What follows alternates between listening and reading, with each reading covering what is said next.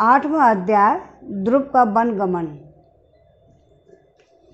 श्रीमन नारायण नारायण नारायण भजमन नारायण नारायण श्रीमन नारायण नारायण नारायण। गोविंद मेरो है गोपाल मेरो है श्री बांके बिहारी नंदलाल मेरो है। बांके बिहारी जय हो तुम्हारी लाला जय हो तुम्हारी। श्री भागवत पुराण की जय। श्री मैत्रेय जी कहते हैं, शत्रुसूदन विदुर जी, सनकादि नारद ऋषु ऋभु हंस अरुणी और यति ब्रह्मा जी के इन नैष्ठिक ब्रह्मचारी पुत्रों ने गृहस्थाश्रम में प्रवेश नहीं किया, अतः उनके कोई संतान नहीं हुई। अधर्म भी ब्रह्मा जी का ही पुत्र था।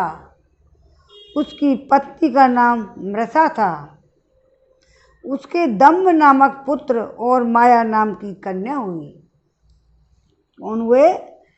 अधर्म भी ब्रह्मा जी का ही पुत्र था।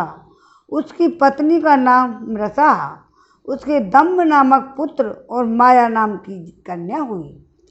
उन दोनों का नियति ने ले गया, और क्योंकि उसके कोई संतान न थी, दम्भ और माया से लोभ और निकृति।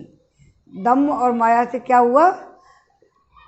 दम्भ और निकृति, लोभ और निकृति, शठता का जन्म हुआ।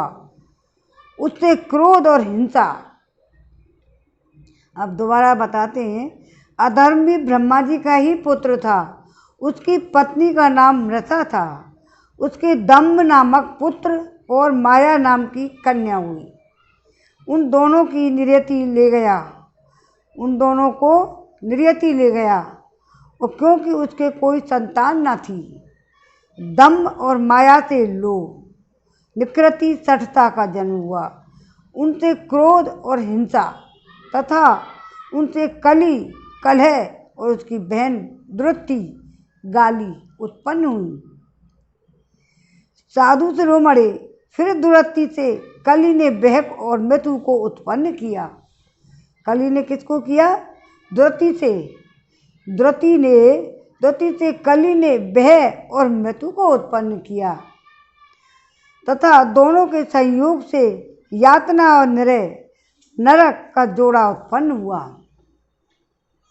निष्पाप विदुर जी, इस प्रकार मैंने संक्षेप में से तुम्हें प्रलय का कारण रूप और ये अधर्म का वंश सुनाया।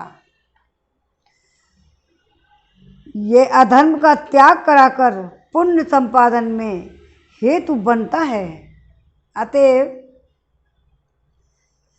इसका वर्णन 3 प्रकार सुनकर मनुष्य अपने मन की मलिनता दूर कर देता है। कुरुनंदन, अब मैं श्री हरि के अंश और ब्रह्मा जी के अंश से उत्पन्न हुए पवित्र कीर्ति महाराज स्वयंभू मनु के पुत्रों की वंश का वर्णन करता हूँ।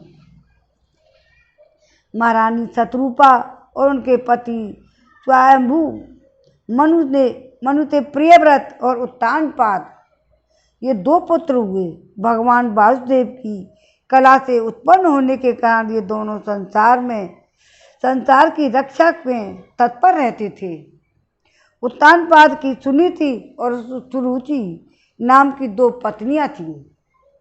उनमें सुरुचि राजा को अधिक प्रिय थी, और सुनीति जिसका पुत्र ध्रुव था। दो कहानी सुन रहे हो? ध्रुव की कहानी सुनोगे? सुनो। उत्तानपाद के सुनीति और सुरुचि नाम की 2 पत्नियां थीं। उनमें सुरुचि राजा को अधिक प्रिय थी। 2 पत्नी में से एक सुरुचि ज़्यादा पसंद थी, और सुनीति जिसका पुत्र ध्रुव था उन्हें वैसी प्रिय नहीं थी जैसी सुरुचि थी। फिर क्या हुआ? एक दिन राजा उत्तानपाद सुरुचि के पुत्र को गोद में बैठाकर प्यार कर रहे थे। क्या कर रहे थे? प्यार। उसी समय ध्रुव ने भी गोद में बैठना चाहा। जब एक बच्चा भैया बैठा था अपने पिताजी की गोद में, तो दूसरे ने भी आके नहीं, ध्रुव ने कहा मुझे भी बैठा लो।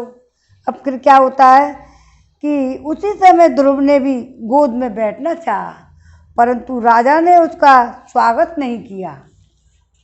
पिता ने उसको स्वागत नहीं किया। फिर क्या होता है?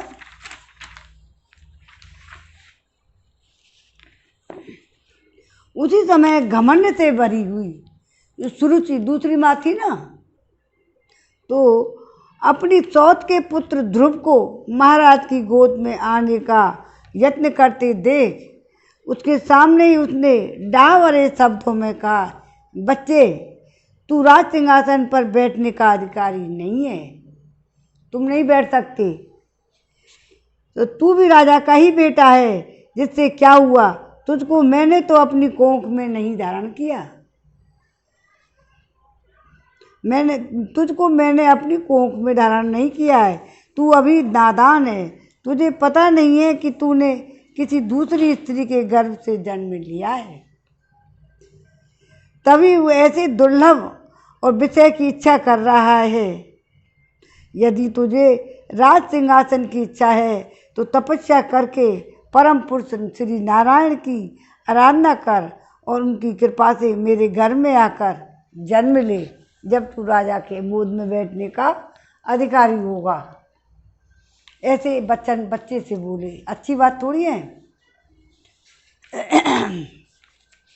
तो मैत्रेय जी कहते हैं, हे विदुर जी, जिस प्रकार डंडे की चोट खाकर सांप फुफकार मारने लगता है, उसी प्रकार अपनी सौतेली माँ के कठोर वचनों को घायल होकर ध्रुव क्रोध के मारे लंबी लंबी सांस लेने लगा है। ध्रुव तारा है ना, दिखता है, वही ध्रुव जी हैं। उसके पिता चुपचाप ये सब देखते रहे, मुंह से एक शब्द भी नहीं बोले। पिता ने कुछ नहीं बोला। पिता को छोड़कर ध्रुव रोता हुआ अपनी माँ के पास आया और उसके दोनों होंठ फड़क रहे थे और सिसक कर अपनी माँ के पास आके रो रहा था। सुनीति ने बेटे को गोद में लिया और जब महल के दूसरे लोगों से अपनी सौत की सुरुचि की कही हुई बातें सुनी, तब उसे भी बड़ा दुख हुआ। उसका धीरज टूट गया। वह दावानल से जली हुई बेल के समान शोक से संतप्त होकर मुरझा गई और विलाप करने लगी। और सौत की बातें सुनकर याद आने से उसके कमल तरी के नेत्रों में आंसू भर गए। उस बेचारी को अपने दुख पर पारावार का कहीं अंत ही नहीं दिखाई देता था। उसने गहरी सांस लेकर ध्रुव से कहा, बेटा, तू दूसरों के लिए किसी प्रकार की अमंगल की कामना मत कर। जो मनुष्य दूसरों को दुख देता है उसे स्वयं ही उसका फल भोगना पड़ता है। दूसरों को कभी दुख नहीं देना चाहिए, उसको खुद ही भोगना पड़ता है। तो दूसरों को दुख देता है ना, उसका फल खुद को ही भोगना पड़ता है। तो इसकी कामना मत करें, उसे स्वयं ही उसको भोगना पड़ता है। सुरुचि ने जो कुछ कहा है ठीक ही है, क्योंकि महाराज को मुझे पत्नी तो क्या दासी स्वीकार करने में भी लज्जा आती है। तूने मुझे मद्न भाग्नि के गर्भ से ही जन्म लिया है और मेरे ही दूध से तू पला है। सुरुचि ने तेरी सौतेली माँ होने पर भी बात बिल्कुल ठीक कही है। अतः यदि राजकुमार उत्तम के समान राज सिंहासन पर बैठना चाहता है। दूसरा पुत्र कौन था? उत्तम। तो देश भाव छोड़कर उसी का पालन कर, बस अधोक्ष जग भगवान के चरण कमलों में आराधना में लग जा।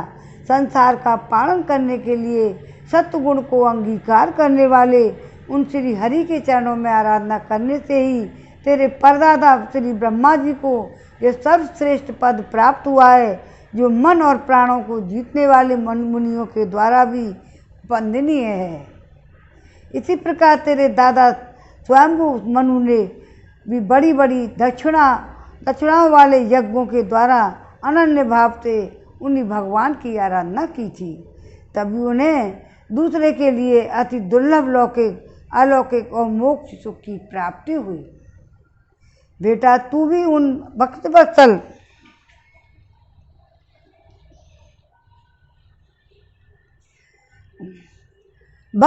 भगवान का ही आश्रय ले।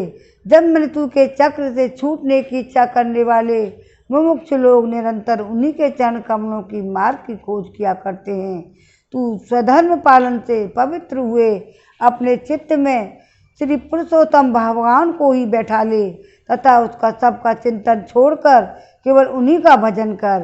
हे बेटा, उन कमल दल लोचन श्री हरि को छोड़कर मुझे तो तेरे दुख को दूर करने वाला कोई और दिखाई नहीं देता। देख, जिन्हें प्रसन्न करने के लिए ब्रह्मा आदि अन्य सभी देवता ढूंढते रहते हैं, वे श्री लक्ष्मी जी भी दीपक की भांति हाथ में कमल लिए निरंतर जहाँ श्री हरि की खोज किया करती हैं। श्री मैत्री जी कहते हैं, माता सुनीति ने जो वचन कहे वे अभिष्ट वस्तु को प्राप्ति का मार्ग दिखाने वाले थे। अतः उन्हें सुनकर ध्रुव ने बुद्धि द्वारा अपने चित्त का समाधान किया। इसके बाद वे पिता के नगर से निकल पड़े। यह सब समाचार सुनकर ध्रुव क्या करना चाहता है, इस बात को जानकर नारद जी वहाँ आए। उन्होंने ध्रुव के मस्तक पर अपना पाप नाशक कर कमल फेरते हुए मन ही मन विस्मित होकर कहा,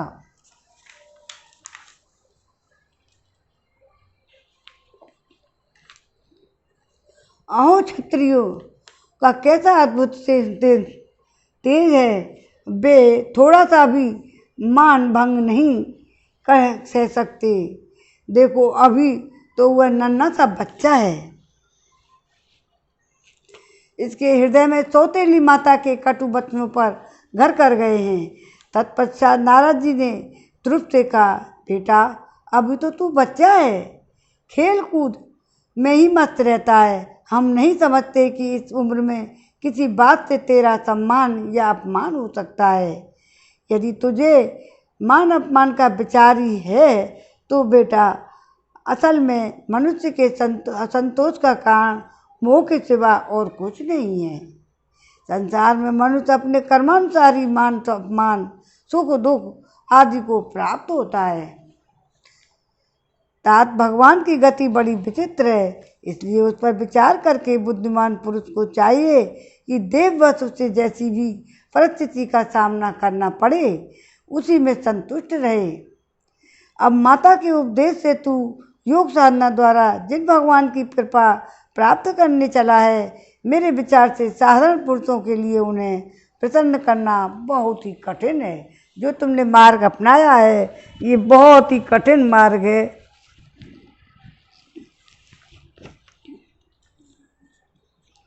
योगी लोग अनेकों जन्मों तक अनासक्त रहकर समाधियों के योग के द्वारा बड़ी बड़ी कठोर साधनाएं रहते हैं, परंतु भगवान के मार्ग का पता नहीं होता।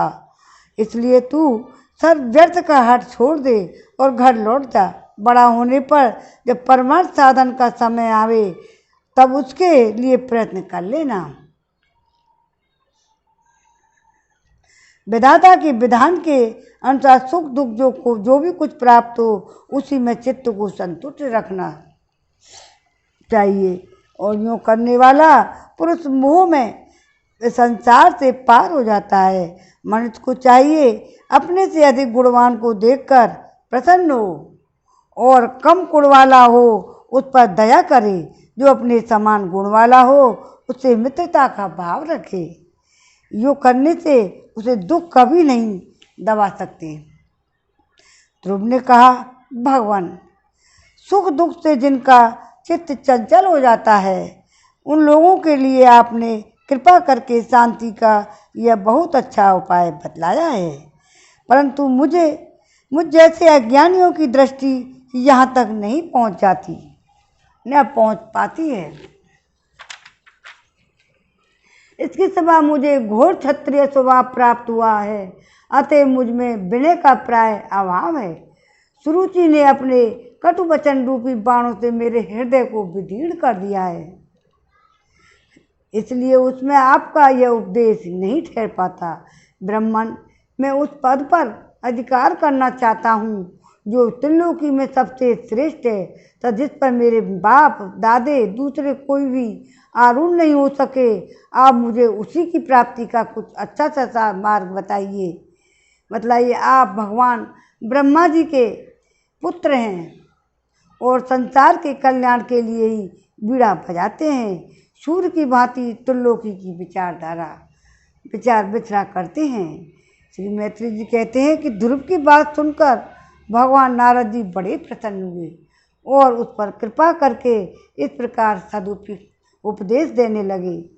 श्री नारद जी ने कहा, बेटा, तेरी माता सुनीति ने तुझे जो कुछ बताया है वही तेरे लिए परम कल्याण मार्ग है। भगवान वासुदेव ही यह उपाय है, इसलिए तू चित्त लगाकर उन्हीं का भजन कर। जिस पुरुष को अपने लिए धर्म, अर्थ, काम और मोक्ष रूप पुरुषार्थ की अभिलाषा हो, उसके लिए उनकी प्राप्ति का उपाय एकमात्र श्री हरि के चरणों का सेवन ही है। बेटा, तेरा कल्याण होगा। अब तू श्री यमुना जी के तटवर्ती परम पवित्र मधुबन को जा। वहाँ श्री हरि का नित्य निवास है। वहाँ श्री कालिंदी के निर्मल जल में तीनों समय स्नान करके नित्य कर्म से निवृत्त हो यथाविधि आसन बिछाकर स्थिर भाव से बैठना।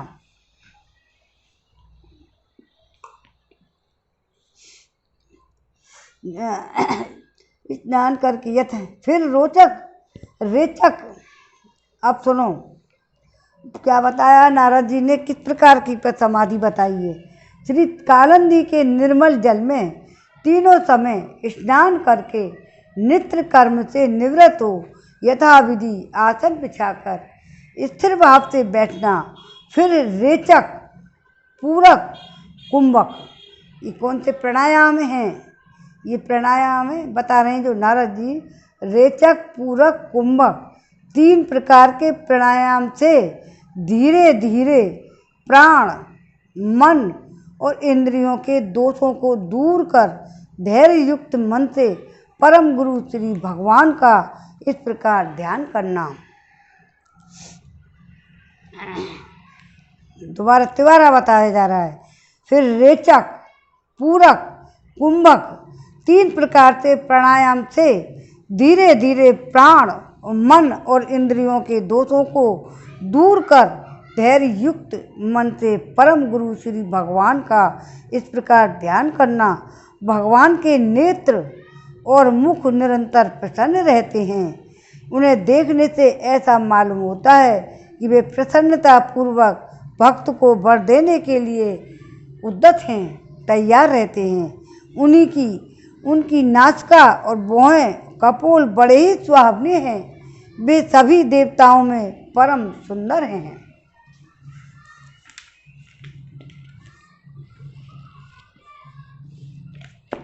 उनकी अवस्था, सभी अंग बड़े सुशील, सुडोल और लाल लाल होठ, रत्नारे नेत्र हैं।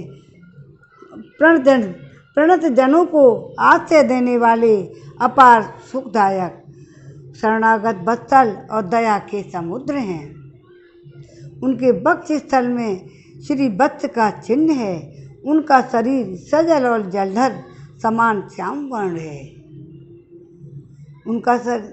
वे परम श्याम सुंदर गले में बनमाला धारण किए हुए हैं और उनकी 4 भुजाओं में शंख, चक्र, गदा, पद्म सुशोभित हैं। उसके अंग प्रत्यंग किरीट, कुंडल, केयूर, कंकड़ आदि आभूषणों से भूषित हैं। गले में कौस्तुभ मणि भी शोभा पड़ा रहा है तथा शरीर में रेशमी पीताम्बर है।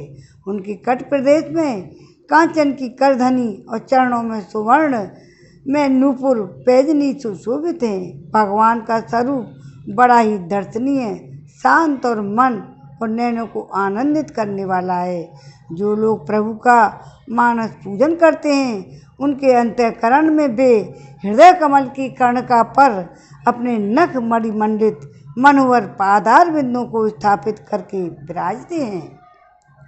इस प्रकार धारणा करते करते जब चित्त स्थिर और एकाग्र हो जाए, ये सारे प्राणायाम बताएं, उन वरदायक प्रभु का मन ही मन में इस प्रकार ध्यान करें कि वे मेरी ओर अनुराग भरी दृष्टि से निहारते हुए मंद मंद मुस्कुरा रहे हैं।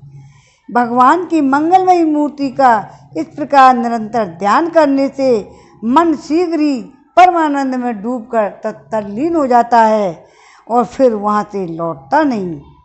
श्रीमन नारायण नारायण नारायण, भजमन नारायण नारायण नारायण, श्रीमन नारायण नारायण नारायण, भजमन नारायण नारायण नारायण, श्रीमन नारायण नारायण नारायण। राजकुमार, इस ध्यान के साथ जिस परम गृह्य मंत्र का जाप करना चाहिए वह भी बतलाता हूँ। क्या बोलना चाहिए? विचरने वाले इसका राजकुमार, इस ध्यान के साथ जब परम गुह्य मंत्र का जप करना चाहिए वह भी बतलाता हूँ, सुनो। इसका 7 रात जप करने से मनुष्य आकाश में विचरने वाले सिद्धों का दर्शन कर सकता है। क्या कर सकता है? इसका 7 रात जप करने से मनुष्य आकाश में विचरने वाले सिद्धों का दर्शन कर सकता है। वह मंत्र है ओम नमो भगवते वासुदेवाय, ओम नमो भगवते वासुदेवाय। किस देश और किस काल में कौन वस्तु उपयोगी है, इसका विचार करके बुद्धिमान पुरुष को इस मंत्र के द्वारा तरह तरह की सामग्रियों से भगवान की द्रव्यमयी पूजा करनी चाहिए। प्रभु का पूजन विशुद्ध जल, पुष्पमाला, जंगली मूल, फलादि पूजा में बेहद दूर्वादि अंकुर वन में ही प्राप्त होने वाले बलकल वस्त्र उनकी प्रियसी तुलसी से करना चाहिए। कैसे? तुलसी से। यदि शिला आदि की मूर्ति मिल जाए तो उसमें, नहीं तो पृथ्वी या जल आदि में ही भगवान की पूजा करें। सर्वदा संयत चित्त, मननशील, शांत और मौन रहें तथा जंगली फल मूल आदि का परिमित आहार लें और आहार करें। इसके सिवा पुण्य कीर्ति श्री हरि अपनी निर्वचनीय माया के द्वारा अपनी ही इच्छा से अवतार लेकर जो मनोहर चरित्र करने वाले हैं उनका मन ही मन चिंतन करता रहे। प्रभु की पूजा के लिए जिन जिन उपचारों का विधान किया गया है उन्हें मंत्र मूर्ति श्री हरि के द्वादशाक्षर मंत्र के द्वारा ही अर्पण करें। द्वादशाक्षर मंत्र के द्वारा ही अर्पण करें। इस प्रकार जब हृदय स्थित हरि का मन, वाणी और शरीर से भक्तिपूर्वक पूजन किया जाता है तब वे निश्चल भाव से भली भांति भजन करने वाले अपने भक्तों के भाव को बढ़ा देते हैं और उन्हें उनकी इच्छा के अनुसार धर्म, अर्थ, काम अथवा मोक्ष रूप कल्याण प्रदान करते हैं। यदि उपासक को इंद्रिय संबंधी भोगों से वैराग्य हो गया हो तो वह मोक्ष प्राप्ति के लिए अत्यंत भक्तिपूर्वक अवच्छिन्न भाव से भगवान का पूजन करें। श्री नारद जी से इस प्रकार उपदेश पाकर राजकुमार ध्रुव ने परिक्रमा करके उन्हें प्रणाम किया। तदंतर उन्होंने भगवान के चरण चिन्हों से अंकित परम पवित्र मधुवन की यात्रा की। ध्रुव के तपोवन की ओर चले जाने पर नारद जी महाराज उत्तानपाद के महल में पहुँचे। राजा ने उनकी अथय योग्य उपचारों से पूजा की। तब उन्होंने आराम से आसन पर बैठकर राजा से पूछा। नारद जी ने कहा, हे राजन, तुम्हारा मुख सूखा हुआ है। तुम बड़ी देर से किस सोच में विचार पड़े हो? तुम्हारे अर्थ, धर्म, अर्थ, काम से किसी में कोई कमी तो नहीं आ गई है? अब नारद जी वहाँ उत्तानपाद के पास, उसके पिताजी के पास गए और राजा ने कहा, ब्राह्मण, मैं बड़ा ही स्त्रीण और निर्दयी हूँ। हाय, मैंने अपने 5 वर्ष के नन्हे से बच्चे को उसकी माता के साथ घर से निकाल दिया। मुनिवर, वह बड़ा ही बुद्धिमान था। उसका कमल सा मुख भूख से कुम्हला गया होगा। वह थक कर कहीं रास्ते में पड़ गया होगा। ब्राह्मण, उस असहाय बच्चे को वन में कहाँ भेड़िया ना खा जाएं। आओ, मैं कैसा स्त्री का गुलाम हूँ, मेरी कुटिलता तो देखिए। वह बालक प्रेमवश मेरी गोद में चढ़ना चाहता था, किंतु मुझे दुष्ट ने उसका तनिक भी आदर नहीं, मुझ दुष्ट ने उसका बिल्कुल भी आदर नहीं किया। राजा की आंखों में आंसू, अब सुनने वाले अपन के भी आंसू आ जाते हैं। तो समय क्या हाल हुआ होगा। श्री नारद जी ने कहा, सज राजन, तुम अपनी बालक की चिंता मत करो, उसके रक्षक भगवान हैं। तुम्हें उसके प्रभाव का पता नहीं है। उसका यह सारे जगत में फैल रहा है और वह बालक बड़ा ही समर्थ है। जिस काम को बड़े बड़े लोकपाल भी नहीं कर सकें, उसे वो पूरा करके ही शीघ्र ही तुम्हारे पास लौट आएगा। उसके कारण तुम्हारा यश भी बहुत बढ़ेगा। मैत्री जी कहते हैं कि देव ऋषि नारद जी की बात सुनकर महाराज उत्तानपाद राजपाट की ओर से उदासीन होकर निरंतर पुत्र की ही चिंता में रहने लगे। इधर ध्रुव जी ने मधुवन में पहुंचकर यमुना जी में स्नान किया। उस रात पवित्रता पूर्वक उपवास करके श्री नारद जी के उपदेशानुसार एकाग्र चित्त से परम पुरुष श्री नारायण की उपासना आरंभ कर दी। उन्होंने 3 रात्रि में अंतर से शरीर निर्वाह के लिए केवल कैत और बेर के फल खाकर श्री हरि की उपासना करते हुए 1 मास बीत गया। श्रीमन नारायण नारायण नारायण, भजमन नारायण नारायण नारायण। ओम नमो भगवते वासुदेवाय, ओम नमो भगवते वासुदेवाय, ओम नमो भगवते वासुदेवाय, ओम नमो भगवते वासुदेवाय, ओम नमो भगवते वासुदेवाय। इस प्रकार उन्होंने 3 रात्रि में अंतर से शरीर निर्वाह के लिए केवल कैत और बेर के फल खाकर श्री हरि की उपासना करते हुए ऐसे ही 1 मास बीत गया। दूसरे महीने में उन्होंने 6 दिन के पीछे सूखे घास और पत्ते खाकर भगवान का भजन किया। तीसरे महीना 9 दिन पर केवल जल पीकर ही समाधियों के द्वारा श्री हरि की आराधना करते हुए बिताया। चौथे महीने में उन्होंने श्वास को जीतकर 12 दिन के बाद केवल वायु पीकर ध्यान योग द्वारा भगवान की आराधना की। चौथे महीने में श्वास को जीतकर और 12 दिन के बाद केवल वायु पीकर ध्यान योग द्वारा भगवान की आराधना की। जिसके भगवान साथ देता है उसका कोई कुछ नहीं बिगाड़ सकता। 5वां मास लगने पर राजकुमार ध्रुव श्वास को जीतकर परम ब्रह्म चिंतन करते हुए एक पैर से खंबे के समान निश्चल भाव से खड़े हो गए। उस समय उन्होंने शब्दादि विषय और इंद्रियों को नियामक अपने मन को सब ओर से खींच लिया। हृदय स्थित हरि के स्वरूप का चिंतन करते हुए चित्त को किसी दूसरी ओर नहीं जाने दिया। जिस समय उन्होंने महदादि संपूर्ण तत्वों के आधार और प्रकृति और पुरुष के भी अधीश्वर परम ब्रह्म की धारणा की, उस समय उनके तेज को न सह सकने के कारण तीनों लोग कांप उठे।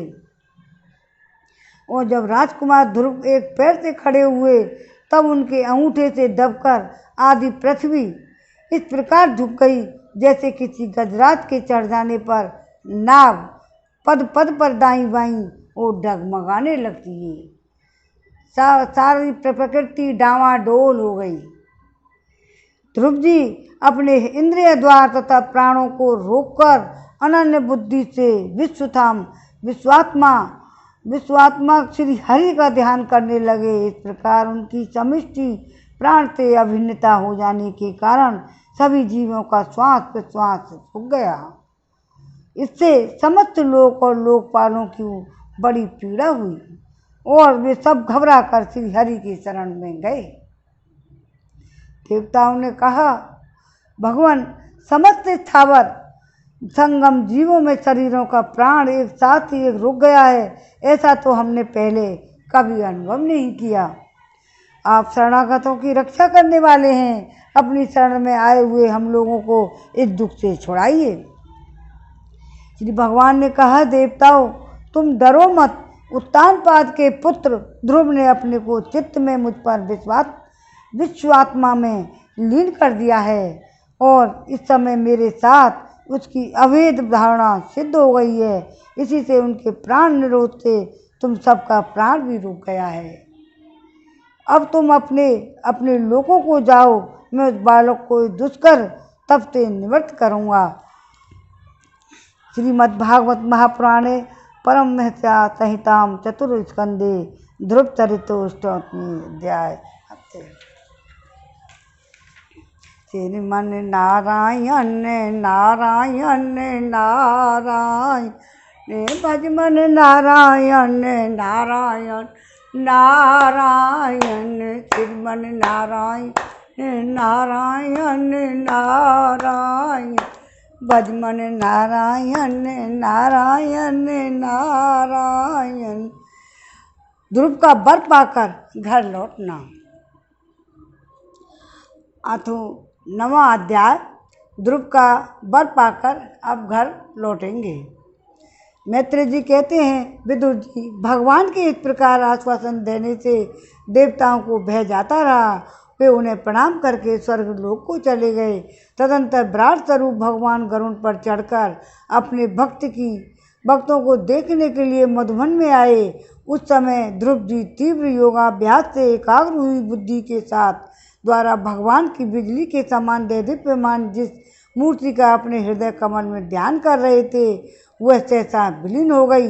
इससे घबराकर उन्होंने जो ही नेत्र खोले कि भगवान उसी रूप में को बाहर अपने सामने खड़ा देखा। प्रभु का दर्शन पाकर बालक ध्रुव को बड़ा कुतूहल हुआ और वे प्रेम में अधीर हो गए। उन्होंने पृथ्वी पर दंड के समान लौटकर उन्हें प्रणाम किया। फिर वे इस प्रकार प्रेम भरी दृष्टि से उनकी ओर देखने लगे, मानो नेत्रों से उन्हें पी जाएंगे, मुख से चूम लेंगे, भुजाओं में कस लेंगे। वे हाथ जोड़े प्रभु के सामने खड़े थे, उनकी स्तुति करना चाहते थे, परंतु किस प्रकार करें यह नहीं जानते थे। छोटे बालक ही तो थे। अंतर्यामी हरि उनकी मन की बात को जान गए। उन्होंने कृपा पूर्वक अपने वेद में शंख को उनके गाल से छुआ दिया। ध्रुव जी भविष्य में अविचल पद प्राप्त करने वाले थे। इस समय शंख का स्पर्श होते उन्हें वेदमय दिव्यवाणी भी प्राप्त हो गई। भगवान चाहे तो कुछ भी कर सकते हैं। अब जीव तथा ब्रह्म के स्वरूप का निश्चय हो गया। वे अत्यंत भक्ति भाव से धैर्य पूर्वक विश्वविख्यात कीर्तिमान श्री हरि की स्तुति करने लगे। ध्रुव जी ने कहा, प्रभु, आप सर्वशक्ति संपन्न हैं। आप ही मेरे अंतःकरण में प्रवेश कर अपने तेज से मेरी सोई हुई वाणी को सजीव करते हैं। हाथ, पैर, कान और त्वचा अन्य इंद्रियों एवं प्राणों को भी चेतनता देते हैं। मैं आप अंतर्यामी भगवान को प्रणाम करता हूँ। भगवान ने ही उनको वाणी दी, भगवान ने सब कुछ दिया। शंख से छू लिया, वाणी मिल गई और स्तुति करने लगे। किस प्रकार करते हैं? भगवान आप एक ही हैं, परंतु अपनी अनंत गुणमयी माया शक्ति से इस महदाति संपूर्ण प्रपंचों को रचकर अंतर्यामी रूप से उसमें प्रवेश कर जाते हैं और फिर इंद्रियादि असद गुणों में उनके अधिष्ठात्र देवताओं के रूप में स्थित होकर अनेक रूप भासते हैं। इस प्रकार ध्रुव जी उनकी स्तुति कर रहे हैं। ठीक वैसे ही जैसे तरह की लकड़ियों में प्रकट हुई आग अपनी उपाधियों के अनुसार भिन्न भिन्न रूपों में भासती है। हे नाथ, सृष्टि के आरंभ में ब्रह्मा जी ने भी आपकी शरण लेकर आपके दिए हुए ज्ञान के प्रभाव से ही इस जगत को सोकर उठे हुए पुरुष के समान देखा था। हे दीन बंधो, उन्हीं आपके चरण तल का मुक्त पुरुष भी आश्रय लेते हैं। कोई भी कृतज्ञ पुरुष उन्हें कैसे भूल सकता है। हे प्रभु, सब तुल्य शरीरों के द्वारा भोगा जाने वाला इंद्रिय विषयों के संसर्ग से उत्पन्न सुख तो मनुष्यों को नरक में भी मिल सकता है। उनको भगवान के दर्शन हो गए नारायण के ध्रुव को, और भगवान की स्तुति करने, और उनको कुछ वो तो आता नहीं था, पढ़े लिखे है ना, बालक ही तो थे। जब भगवान ने उनको शंख लगा दिया तो उससे उनको वाणी और उनको ज्ञान हो गया। अब उसको स्तुति कर रहे हैं। जो लोग इस विषय सुख के लिए लालायित रहते हैं, जो जन्म मरण के बंधन से छुड़ा देने वाले कल्पतरु स्वरूप को आपकी उपासना भगवत प्राप्ति के सिवा किसी अन्य उद्देश्य से करते हैं, उनकी बुद्धि अवश्य ही आपकी माया के द्वारा ठगी। इतना बुद्धिमान आदमी भी नहीं कर सकते, अब ध्रुव कर रहे हैं इतने से बच्चा। हे नाथ, आपके चरण कमलों का ध्यान करने से और आपके भक्तों के पवित्र चरित्र सुनने से प्राणियों को जो आनंद प्राप्त होता है वह निजानंद स्वरूप ब्रह्म में भी नहीं मिल सकता। फिर जिन्हें काल की तलवार काटे डालती है, उन स्वर्गीय विमानों से गिरने वाले पुरुषों को तो वह सुख मिल ही कैसे सकता है। अनंत परमात्मान, मुझे तो आप उन विशुद्ध हृदय महात्मा भक्तों का संग दीजिए जिनका आप में अविच्छिन्न भक्ति भाव है। उनके संग में मैं आपके गुणों और लीलाओं की कथा सुधा को पी कर उन्मुक्त हो जाऊंगा। सहज ही इस अनेक प्रकार के दुखों से पूर्ण भयंकर संसार सागर के उस पार पहुंच जाऊंगा। कमलनाभ प्रभु, जिनका चित्त आपके चरण कमल की सुगंध में लुभाया हुआ है, उन महान भावों को जो लोग संग करते हैं, वे अपने इस अत्यंत प्रिय शरीर और इसके संबंधी पुत्र मित्र गृह और स्त्री आदि की सुध भी नहीं करते।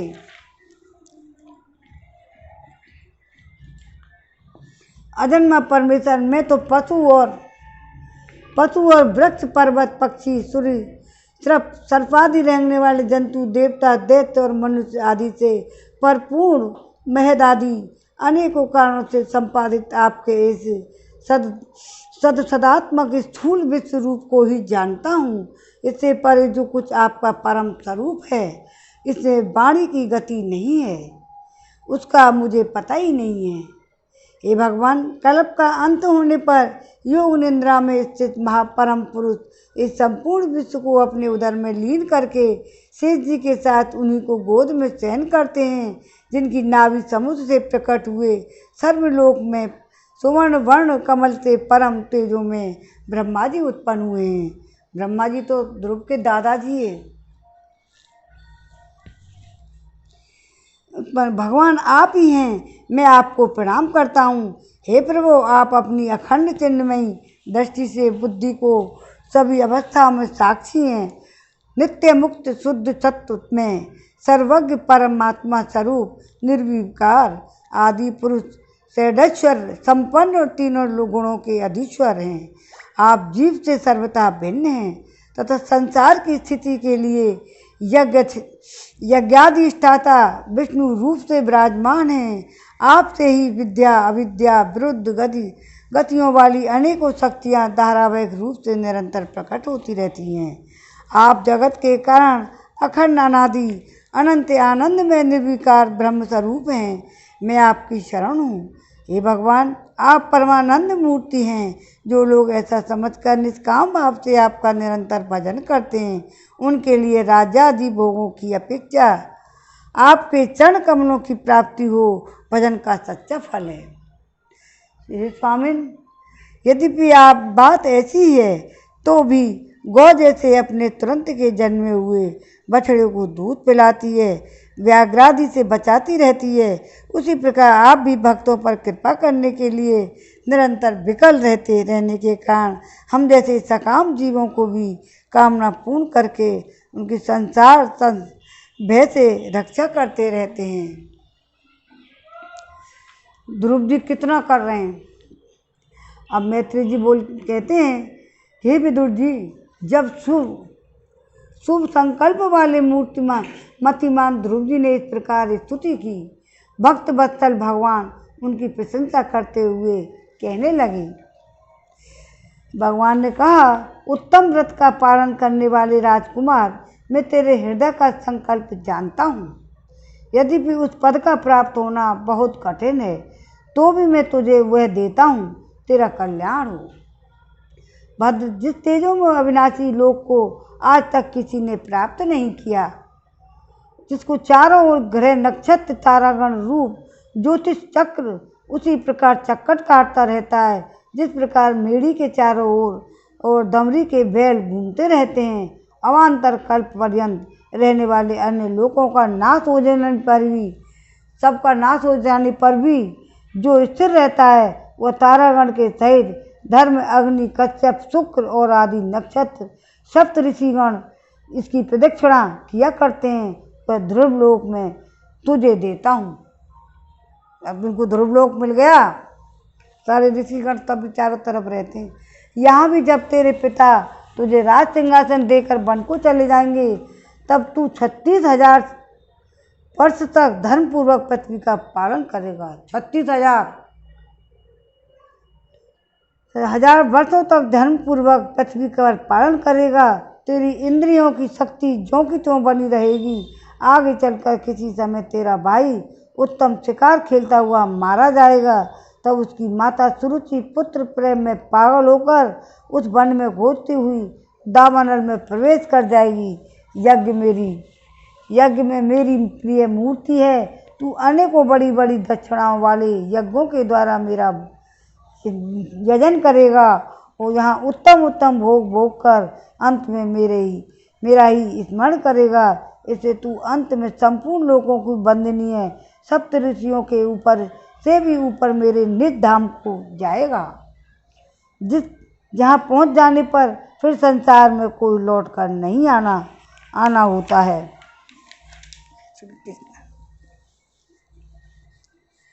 श्री मैत्री जी कहते हैं, बालक ध्रुव से इस प्रकार पूजित हो उसे अपना पद प्रदान कर भगवान श्री गरुड़ध्वज उसके देखते देखते ही अपने लोक को चले गए।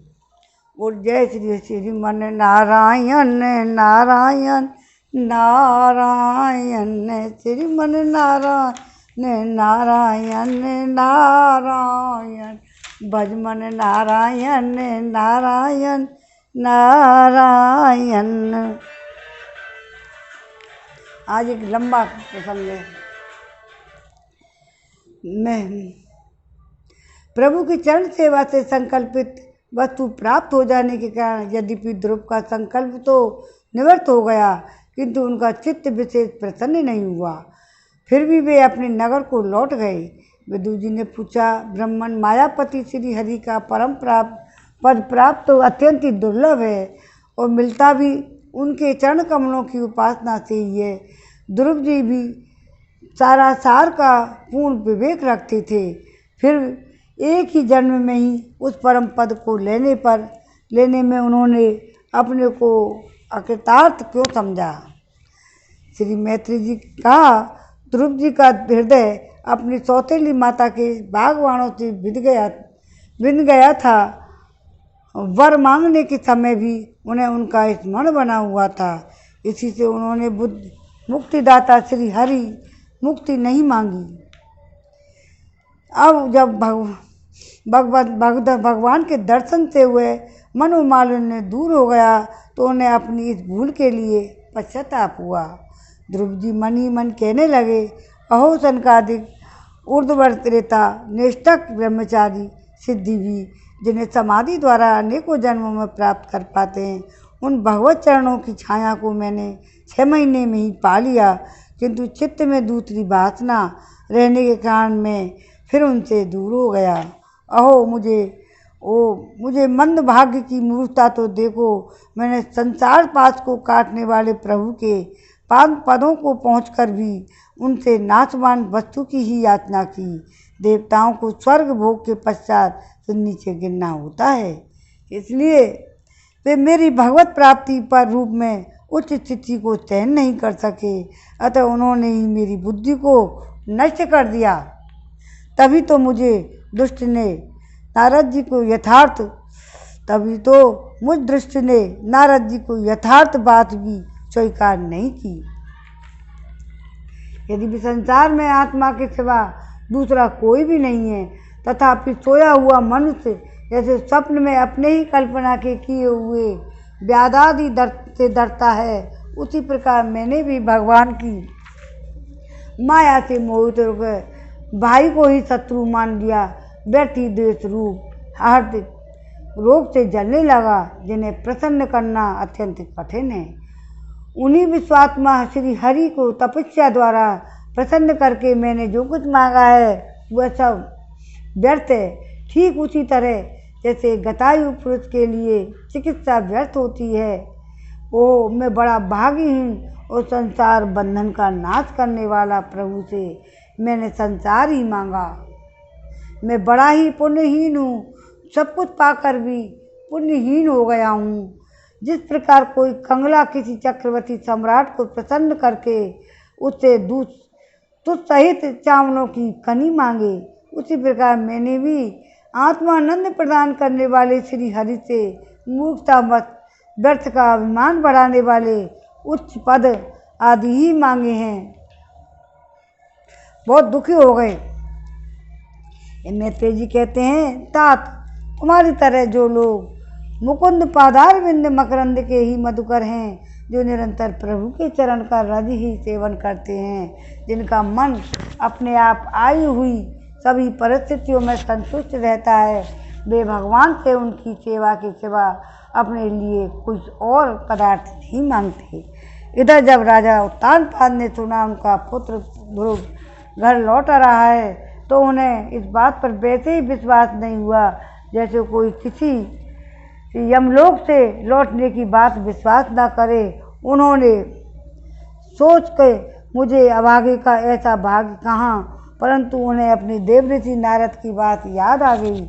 उससे उनका बात में विश्वास हुआ और वे आनंद के वेग से अधीर हो उठे। उन्होंने अत्यंत प्रसन्न होकर समाचार लाने वाले को बहुमूल्य हार दिया। राजा उत्तानपाद ने पुत्र का मुख देखने के लिए उत्सुक होकर बहुत से ब्राह्मण कुल के बड़े बूढ़े मंत्री और बंधुजनों का साथ लिया और बढ़िया घोड़ों वालों स्वर्ण जटित रथ पर सवार होकर वे झटपट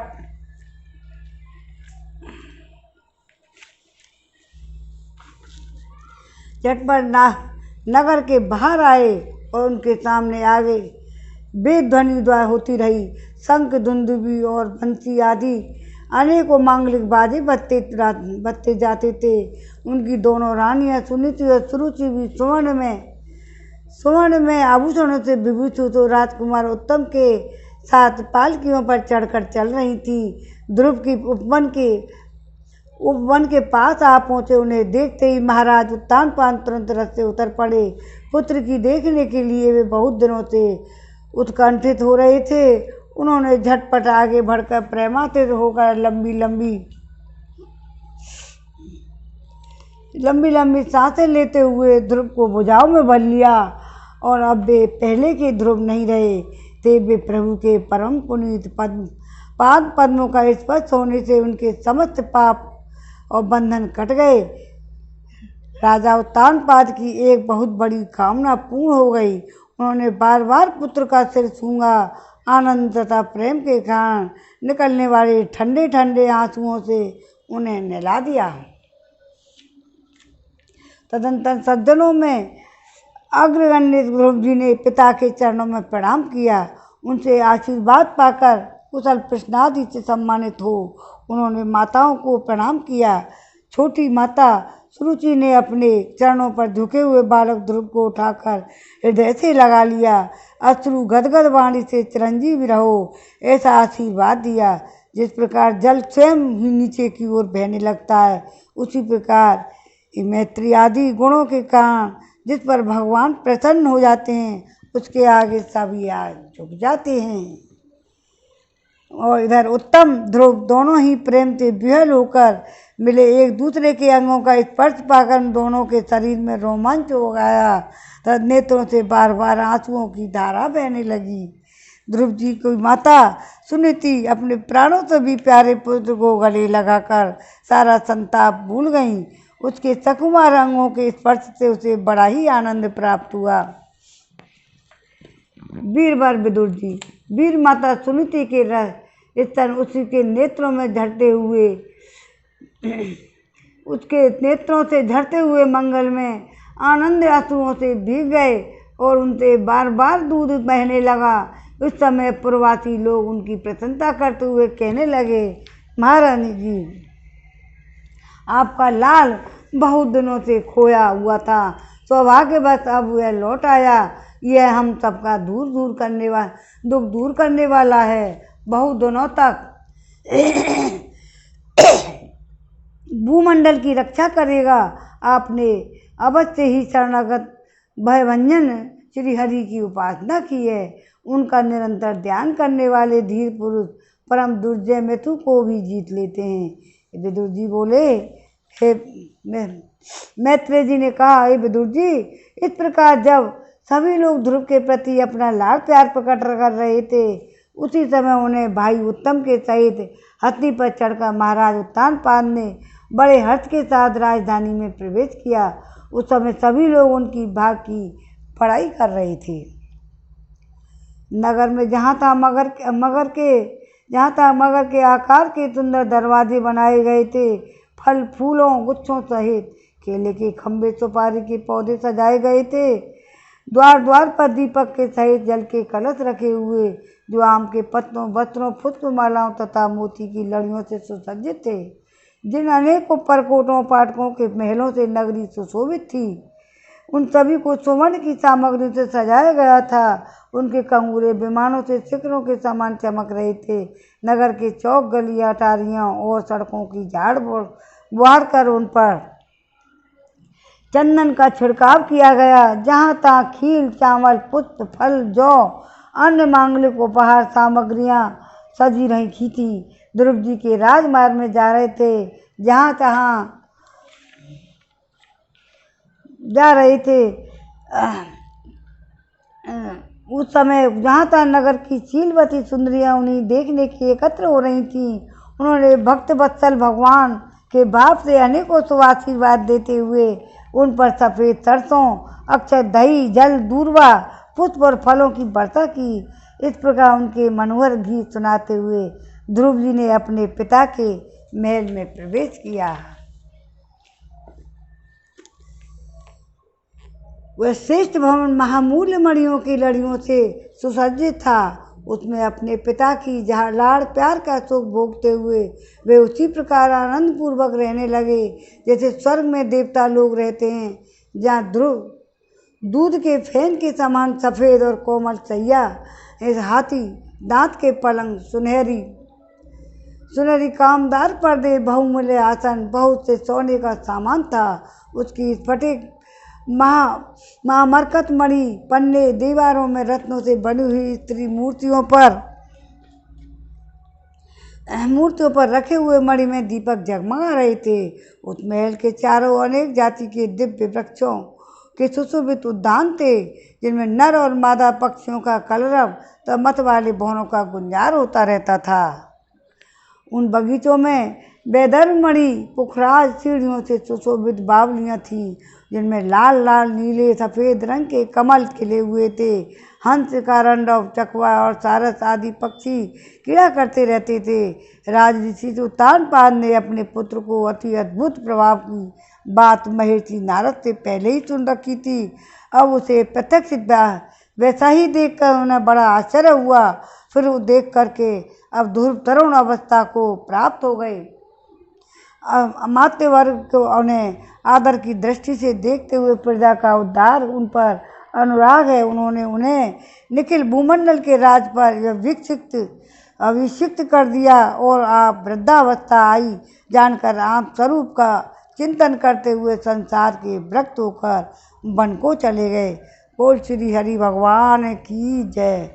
श्रीमन नारायण नारायण नारायण भजमन नारायण नारायण नारायण श्रीमन नारायण नारायण नारायण श्रीमन नारायण नारायण नारायण गोविंद मेरो है गोपाल मेरो है बांके बिहारी नंदलाल मेरो है बांके बिहारी जय हो तुम्हारी बांके बिहारी। श्री भागवत भगवान की है आरती, पापियों को पाप से है तारती। ये अमर ग्रंथ ये मुख्य पंथ ये पंचम वेद निराला, नव ज्योति जगाने वाला। हरि गान यही वरदान यही जग की मंगल ये आरती, पापियों को पाप से है तारती। श्री भागवत भगवान की है आरती, पापियों को पाप से है तारती। ये शांति गीत पावन पुनीत सा कोप मिटाने वाला, हरि दरस दिखाने वाला। है सुख करनी है दुख हरनी मधुसूदन की आरती, पापियों को पाप से है तारती। श्री भागवत भगवान की है आरती, पापियों को पाप से है तारती। ये मधुर बोल जग फंद खोल सन्मार्ग दिखाने वाला, बिगड़ी को बनाने वाला। श्री राम यही घनश्याम यही प्रभु की महिमा की आरती, पापियों को पाप से है तारती।